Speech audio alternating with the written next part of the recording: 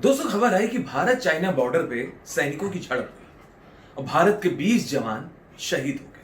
सबसे पहले अपने भारतीय 20 जवानों को श्रद्धा सुमन, श्रद्धांजलि और उनको सैल्यूट इस बात का कि भारतीय सेना के जाबाजों ने चाइनीज सेना को दौड़ा दौड़ा के मारा, मार मार के और फिर शहीद हुए।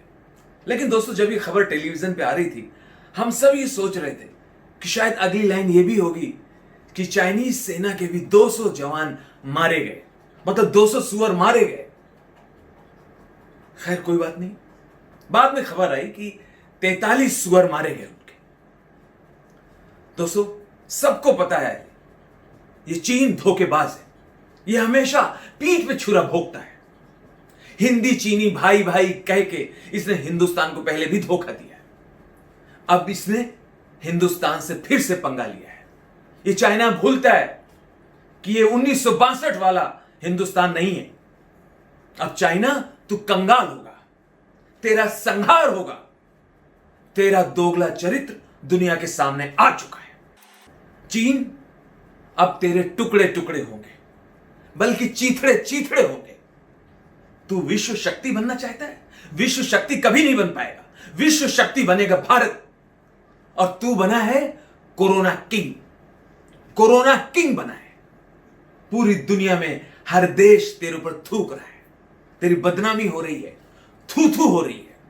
उससे दूसरे देशों का ध्यान भटकाने के लिए तूने भारत से जानबूझ के पंगा लिया है। तुझे अब भुगतना पड़ेगा। अरे, अगर हिम्मत है तो डायरेक्ट वॉर कर, आंखों में आंख डाल के। नेपाल का सहारा ले रहा है, नेपाल को भारत के खिलाफ भड़का रहा है। अरे, पानी में लाठी मारने से पानी कभी अलग नहीं होता। नेपाल हमसे अलग कभी नहीं होगा। और तेरे सैनिक, अपने सैनिकों को देख। तेरे सैनिक गंजेड़ी भंगेड़ी चरसिए स्मैकिए। भारत के सैनिक जाबाज बहादुर हैं। तेरे सैनिक घरों से, परिवारों से एक एक सदस्य छीन छीन के जबरदस्ती लाला के सेना बनाई है तूने।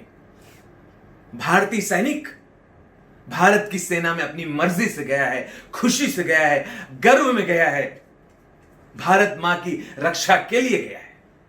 भारतीय सेना के पास इस वक्त एक्सपीरियंस भी है वॉर का।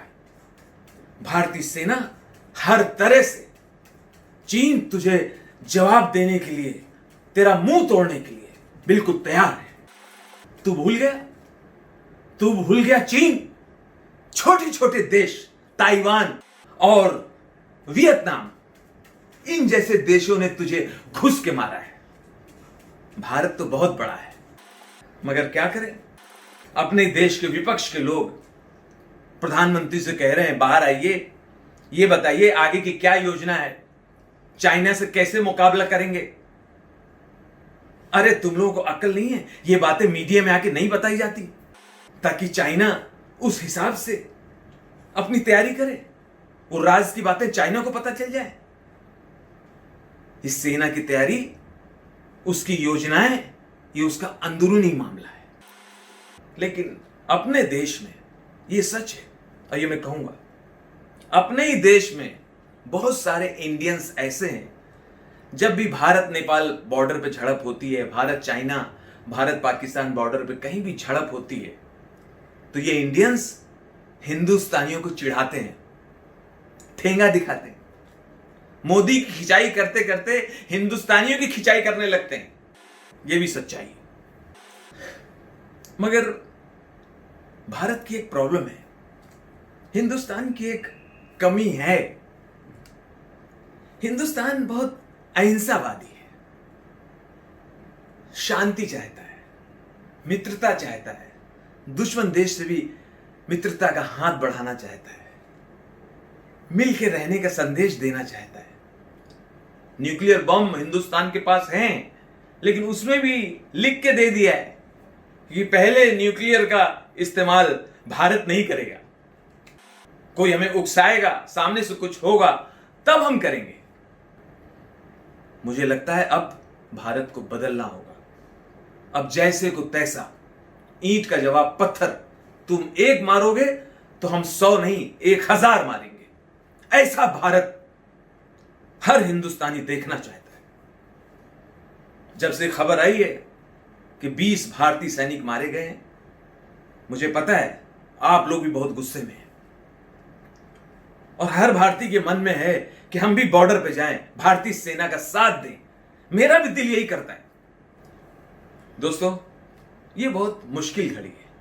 ऐसे में हम सब आपस के मतभेद भुला के एक साथ खड़े रहना है, हिंदुस्तान की ताकत बन के।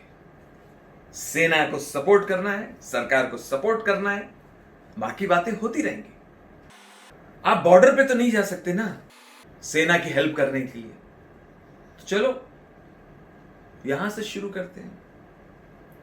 चाइनीज सामान का बायकॉट, चाइनीज चीजें अब नहीं खरीदेंगे, ना प्रयोग में लाएंगे। जय हिंद।